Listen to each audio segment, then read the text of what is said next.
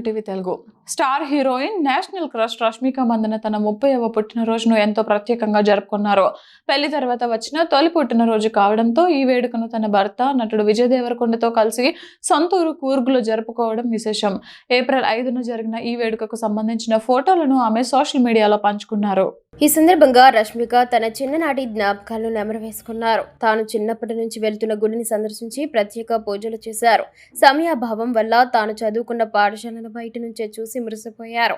అనంతరం ఉదయపూర్లో జరిగిన తమ వివాహ వేడుకకు హాజరు కాలేకపోయిన కుటుంబ సభ్యులు, బంధువులు ఈ సందర్భంగా కలుసుకున్నారు.